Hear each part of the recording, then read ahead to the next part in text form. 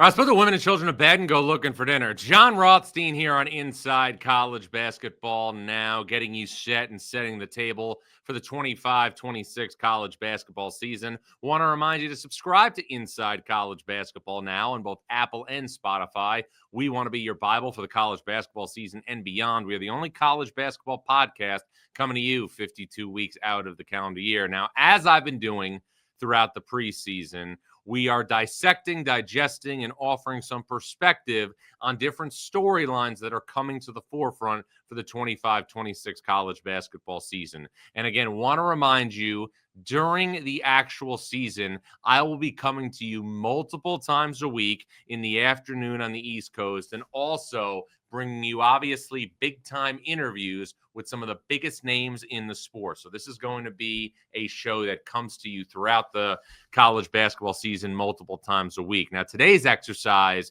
is an exercise of going through who the best players in college basketball are for the 25-26 season.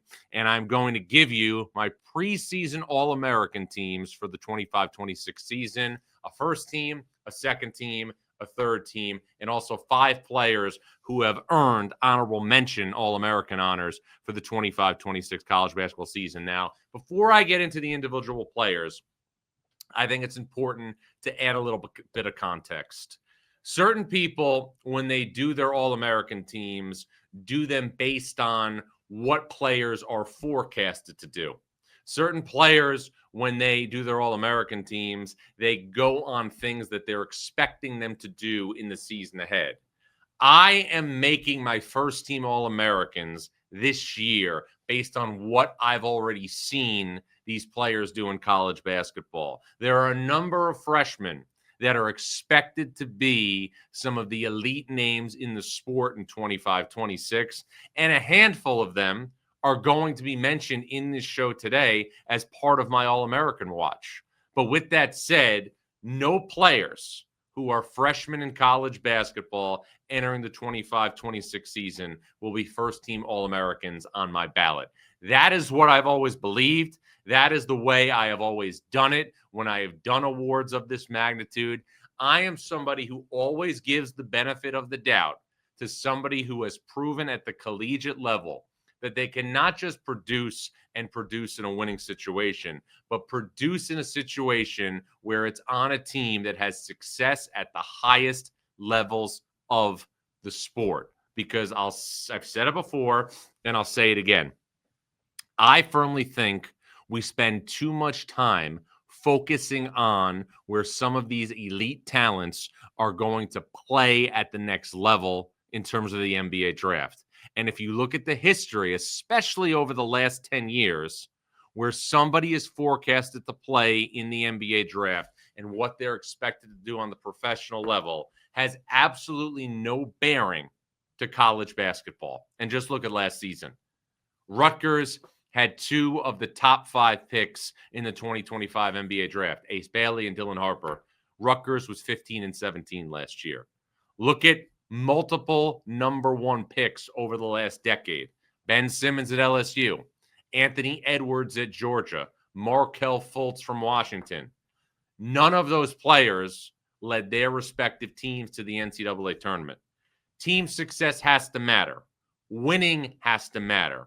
All of these things I take into consideration, while also taking into consideration what some of these talented freshmen are going to do for their respective teams in 25-26. So without further ado, I now give you my All-American teams for the 25-26 season, starting with the first team All-Americans. And number 1 on my list, the first player, is going to be Trey Kaufman-Renn for Purdue. Trey Kaufman-Renn was a starter 2 years ago when Purdue made the national championship game and lost to UConn. He played alongside Zach Edey. He slid to the 5 spot last year, put up big numbers, about 20 and 6 a game for Purdue, who advanced all the way to the Sweet 16 before losing to Houston. Trey Kaufman-Renn is, again, a part of that nucleus of players, along with Fletcher Lawyer and Braden Smith, who you also see there as a first-team All-American, who have been a part of everything in college basketball over the last 3 years.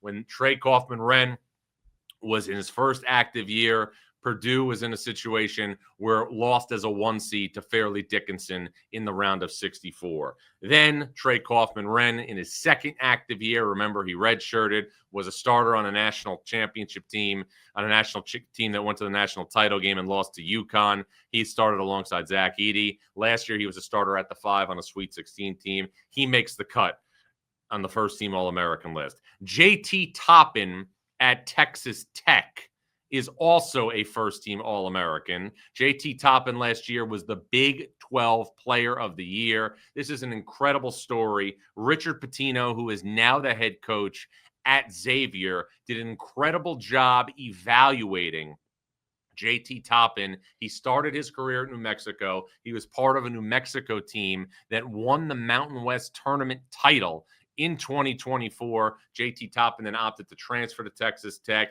He led Texas Tech all the way to the Elite Eight last year, where it almost made the Final Four, lost to Florida. But he is somebody who is a first-team All-American on my ballot for 25-26. Now, another player that was on that Texas Tech team that went all the way to the Elite Eight and lost to Florida was Darian Williams. He transferred in the offseason from Texas Tech to NC State, where he will play under newly minted head coach Will Wade.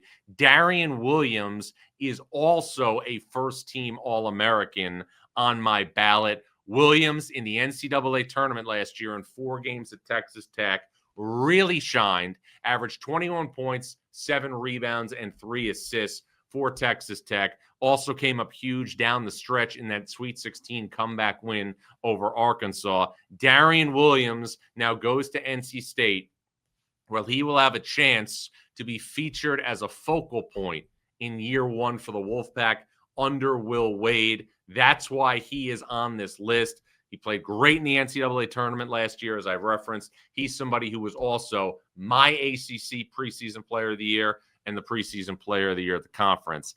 Donovan Dent at UCLA is also one of my first-team preseason All-Americans. Now, Donovan Dent, another player on this list who started his career at New Mexico. Shout out to Richard Pitino for being able to evaluate and sign at a high school, Donovan Dent and JT Toppin. But Donovan Dent last year was a magician for New Mexico. 20 points, 6 assists a game, led New Mexico to the NCAA tournament for the second straight year, led New Mexico to an NCAA tournament win over Marquette. New Mexico lost in the second round of the NCAA tournament to Michigan State. Now, a lot of people will make the argument, well, Donovan Dent did it at a lower level. Donovan Dent has never played consistent power conference basketball. I went and looked at the numbers of Donovan Dent's competition last year when he went head-to-head with power conference programs. He played 6 games last year against power conference programs, Donovan Dent did, and he averaged 18.5 points and just over 7 assists. So there was not a stark contrast in the numbers for Donovan Dent last year when he played power conference competition, maybe about 2 points less a game. But this guy, I covered his games in the NCAA tournament, the sideline reporter last year in Cleveland. I've watched him throughout his career. He's now going to a situation in UCLA, a program that had arguably the worst point guard play in power conference basketball, and he is going to step in seamlessly for a program that already features 3 other all Big Ten caliber players, Sky Clark, Tyler Bilodeau, and Eric Daly. And then the 5th player on my preseason All-American list in terms of the first-team preseason All-Americans is Braden Smith from Purdue, somebody, again, who is the heavy favorite to be the preseason National Player of the Year in 25-26, somebody who is a symbol for everything that college basketball should be about, and somebody who's going to be at the epicenter of what is, and Matt Painter has said this on this podcast in the last month, Purdue's best chance under Matt Painter to win a national championship. Now, why do I say that versus a couple of years ago when Purdue had Zach Edey, the first back-to-back National Player of the Year since Ralph Sampson did it at Virginia in the early 1980s? When Zach Edey and Purdue broke through and went to the Final Four, there was a major, major guardrail in front of them, and that was UConn, a generational team led by Dan Hurley that finished 37-3 and won back-to-back national championships, 12 NCAA tournament games by an average of 21.7 points per game. That type of guardrail, that type of roadblock does not seem, as of now, like it's in front of Purdue. And if you're Braden Smith, you have had every bit of the career that any college player would dream of. And watching Braden Smith as a freshman, I made this comparison, and I'm not, making the comparison in terms of comparing them as players. They're not identical. But I thought that Braden Smith, as a freshman, remember, he was a starting point guard on a team that was a 1 seed in the NCAA tournament and won the Big Ten regular season and tournament titles. I felt that Braden Smith had the requisites to have the same type of career that Peyton Pritchard had for Oregon and Ryan Arcidiacono had for Villanova. And if you look at what he's accomplished to this point, he is on that type of trajectory. Braden Smith is a freshman, Big Ten regular season title, Big Ten tournament title. The loss to Fairleigh Dickinson in the NCAA tournament, obviously, is a memory that a lot of Purdue fans would like to forget, but it set up a great bounce-back story. The next year, Purdue goes to the national title game, loses to UConn, and then obviously last year, a Sweet 16 trip for the Boilers, go to Lucas Oil Stadium and lose to Houston in excruciating fashion, and the goal is to get back there. So if you look now at my preseason first-team All-Americans, one more time, Trey Kaufman-Renn from Purdue, J.T. Toppin from Texas Tech, Darian Williams, the ACC Player of the Year from NC State, Donovan Dent at UCLA, and Braden Smith at Purdue. That means that the Big Ten has 60% of my preseason first-team All-Americans for the 25-26 college basketball season. Who's on my preseason second-team All-Americans for 25-26? We'll unveil those when we return right here on Inside College Basketball Now. Welcome back to Inside College Basketball Now with Jon Rothstein. Want to remind you to subscribe to Inside College Basketball Now on both Apple and Spotify. We want to be your Bible for the college basketball season and beyond. Once again, we are the only college basketball podcast coming to you 52 weeks out of the calendar year. Now, as I've been doing throughout the preseason, I am going through different types of categories to get you set for the 25-26 college basketball season. Today, we are going through my first, second, and third team All-Americans for the preseason, and also a list of 5 players who earned honorable mention honors. So without further ado, let's get to my second team All-Americans for the 25-26 college basketball season.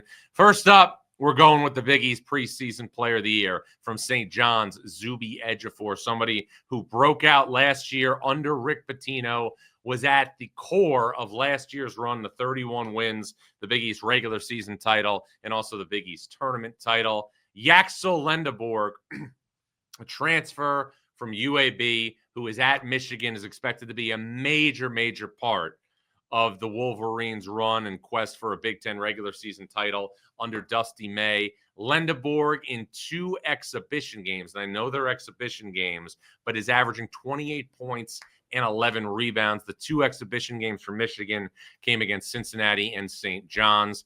AJ DeBansa, a player that is single-handedly making this season for BYU the most anticipated season in the history of the BYU basketball program, is also on that list. DeBansa has played 2 exhibition games, had 18 and 8 Friday against North Carolina and Salt Lake City, dropped 30 against Nebraska earlier. He's somebody, again, that is in the mix to be the number 1 overall pick in the 2026 NBA draft, along with Darren Peterson from Kansas, who's on that list. Peterson has already made a major name for himself here in the preseason, put on an absolute show on Friday night against Louisville in an exhibition game.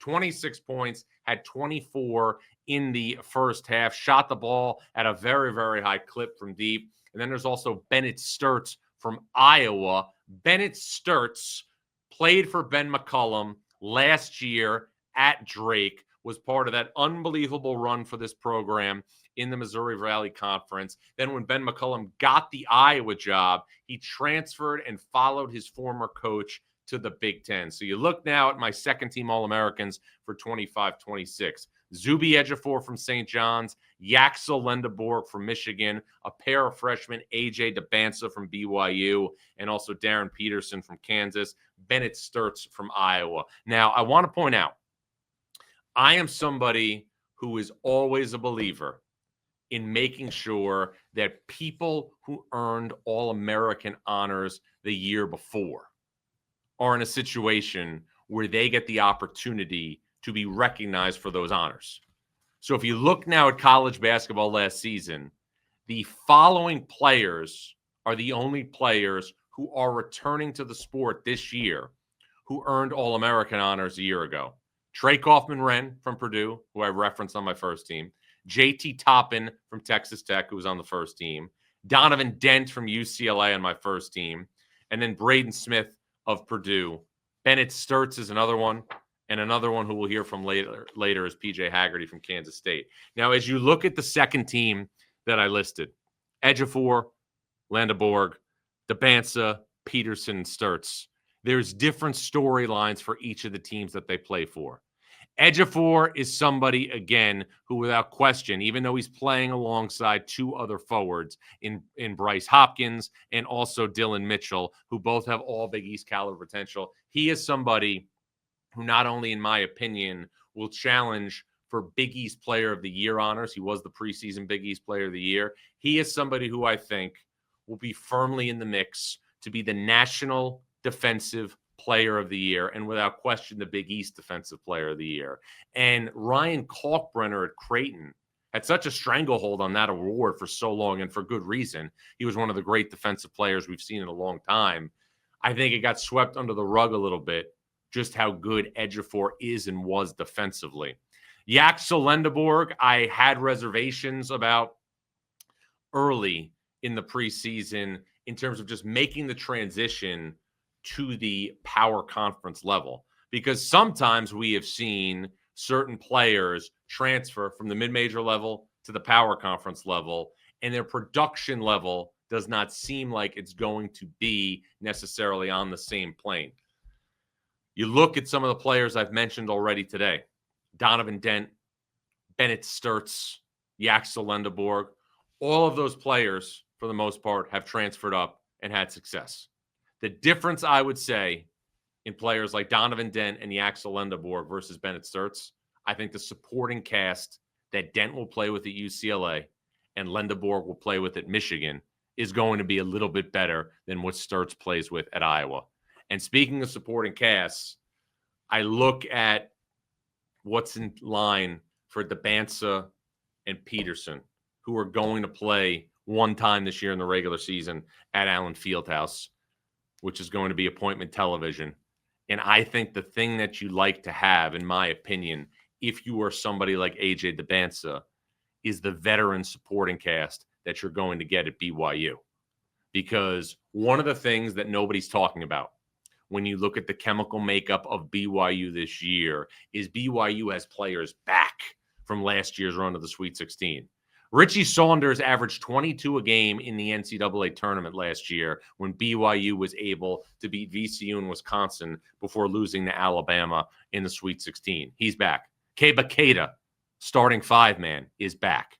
And then BYU obviously brings in two players with tangible experience in college, Rob Wright, the point guard from Baylor, and Kennard Davis from Southern Illinois. There is enough around A.J. DeBansa for DeBansa to not feel pressure to ball out each and every night. Now you look at the Darren Peterson thing. And Darren Peterson, who I watched in Kansas practice last week, again, put on an absolute show for the Jayhawks against Louisville on Friday night at the KFC Yum Center. But the question in visiting with the Kansas staff, and the question I think we all have to wonder is Darren Peterson, not that does he have the ability, but is he going to be able to produce at a first or second team All-American level every single night as a freshman in college basketball the first time he goes through this? And that's the million-dollar question. I know that there is excitement when you have a player of this ilk. I know there is excitement when you have a player who's in line to be the number one overall pick in the 2026 NBA draft. But I also just want to paint the picture for Kansas fans for as well as they played against Louisville. Kansas is still going through this run with a roster that has not played together before. Floyd Badunga is back for Kansas. Darren Peterson, though, is going to be joined by another freshman starter in Cole Rosario. He's going to be joined by a transfer in Melvin Council, who spent the last 2 years at St. Bonaventure and Wagner. And then Trey White's the guy who's going to be the other spot for Kansas at the 4, who played for Illinois last year. DP's got big-time talent. I couldn't believe it while he shot the ball against Louisville. But is he going to be able to be in a situation against this non-conference schedule that Kansas has put together that is going to test them and test them at a high level? Before Kansas even steps foot in the Players Era Festival in Las Vegas, Kansas is going to play at North Carolina and play Duke in the Garden as part of the Champions Classic on November the 18th. Kansas is also going to play Missouri. Kansas is also going to travel to play Will Wade and NC State on the road. And Kansas is going to begin an unbelievable home-and-home series with UConn at Fog Allen Fieldhouse. For me, for Kansas to be vintage Kansas, and I said this on a previous show, for Kansas to be vintage Kansas, it has to be in a situation where it gets one of the top 16 seeds on Selection Sunday. And to do that, you need Darren Peterson, maybe not to play as well as he did against Louisville on Friday, but he's got to be pretty close. He's got to be 17 to 20 points per game each and every night. And we'll see, waiting with bated breath, if he delivers. But you know as well as I do, this is only October. Jon Rothstein here on Inside College Basketball Now. More All-American talk when we return. All right, Jon Rothstein back here on Inside College Basketball Now, talking All-Americans for the 25-26 college basketball season. Want to remind you to subscribe to Inside College Basketball Now on both Apple and Spotify. We want to be your Bible for the college basketball season and beyond. We are the only college basketball podcast coming to you 52 weeks out of the calendar year. And again, want to remind you that we'll be coming to you multiple times per week during the regular season of the 25-26 college basketball season. I'll be breaking down all the nuts and bolts for what's happening in college hoops and also talking to some of the biggest names in the sport. So again, subscribe on Apple and Spotify, hit that like button, do all that jazz. So now we are on my third team of preseason All-Americans for the 25-26 season. And we are going to start in the Great Northwest with Graham Ike from Gonzaga. Now, Gonzaga has one of the top 4 or 5 combinations in college basketball with Ike and with Braden Huff. But Ike, again, finally healthy last year, was a big-time producer for Gonzaga.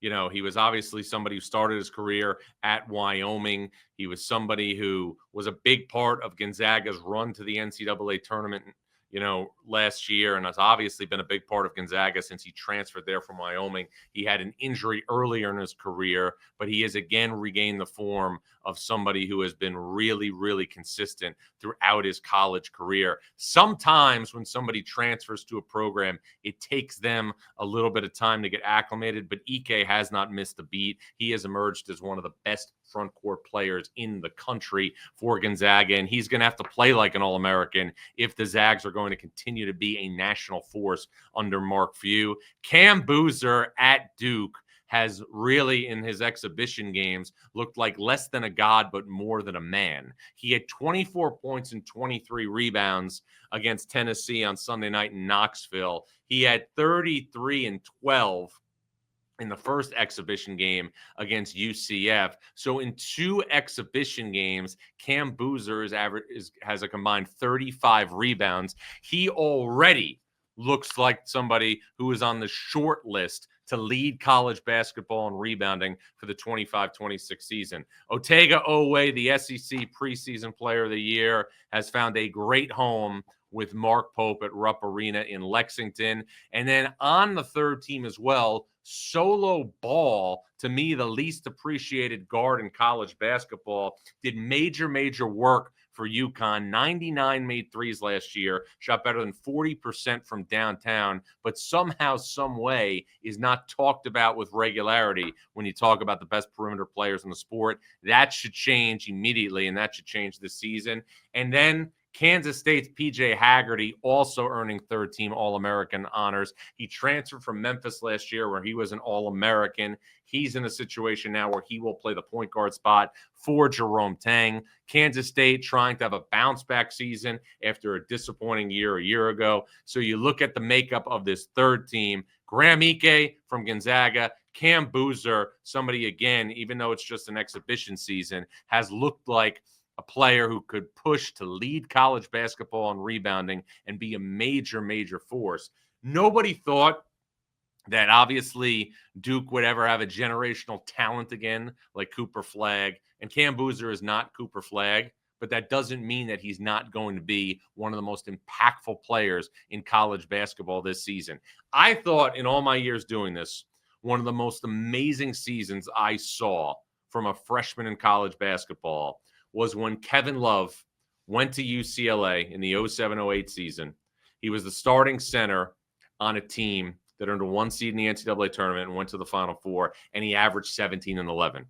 Cam Boozer has a chance to have a Kevin Love type freshman season.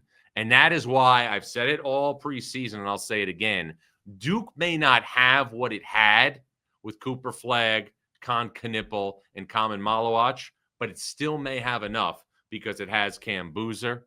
And I also think you have to look at the other players I mentioned, Otega Owe, Solo Ball. Those two guys are going to be primary perimeter players on teams that have a chance to win their respective leagues. And PJ Haggerty, much like we saw last season at Memphis, is going to be somebody who should have very high usage at the guard spot. Now time for my honorable mention All-Americans for the 25-26 season. These 5 guys just missed the cut, but they are also players to put in bold print. Bryce Hopkins at St. John's. He's a transfer from Providence. Remember, in the 50 or so games that Bryce Hopkins played when he was at Providence in the Big East, he averaged about 16 points and 9 rebounds. We'll see, obviously, how he does alongside Zuby Ejiofor in terms of his production, but make no mistake about it, St. John's with 2 of the 20 players that were mentioned on this show today in terms of All-American honors. Richie Saunders at BYU,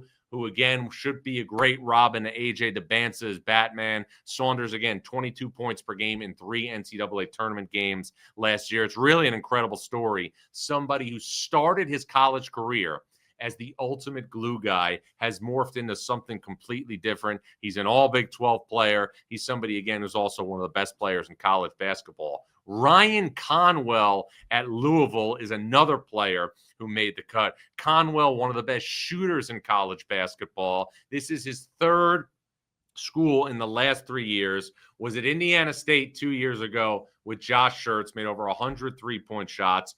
Took that ability to the Big East at Xavier last year, where he thrived under Sean Miller, who's now the head coach at Texas.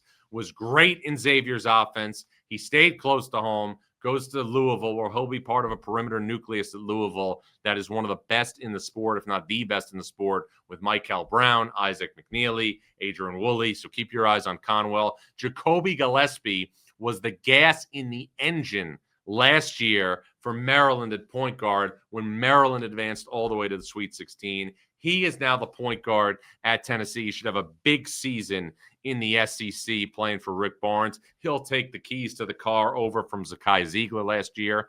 And of course, Tahad Pettiford at Auburn, rounding out my honorable mention preseason All-Americans for the 25-26 season. Pettiford, the lone returner for Auburn from last year's team that went to the Final Four and lost to Florida. In 5 NCAA tournament games last year, Pettiford averaged just over 15 points per game. Want to remind you to subscribe to Inside College Basketball now on both Apple and Spotify. We want to be your Bible for the college basketball season and beyond. Once again, we are the only college basketball podcast coming to you 52 weeks out of the calendar year. Stay tuned for more great content, and soon enough, we'll have games and storylines to react to as we get set to tip it all off on November the 3rd. I'm Jon Rothstein, and this was Inside College Basketball Now.